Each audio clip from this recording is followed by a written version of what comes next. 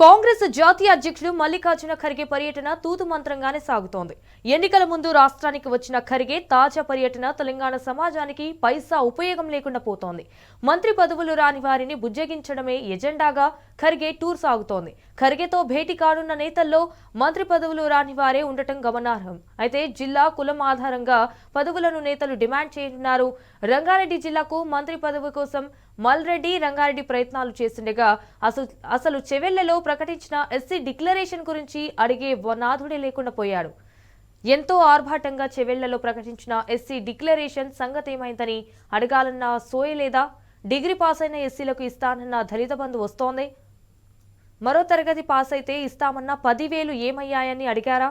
అంబేద్కర్ అభయహస్తం పథకం కింద 12 లక్షల ఆర్థిక సాయం ఎక్కడ? ప్రజలు ఎక్కడ పోయినా పర్వాలేదా?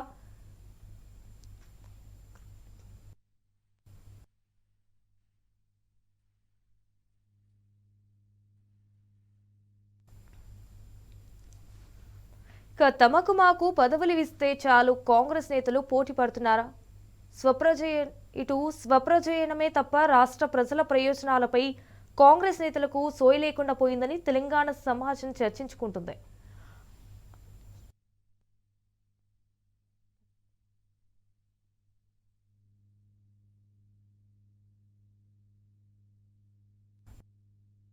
అంటే అక్కడ ఫ్లో లేదండి, మొత్తం ఫుల్ స్టాప్ లేకుండా, అంటే లైక్ కొన్ని మిస్టేక్స్ ఉన్నాయి.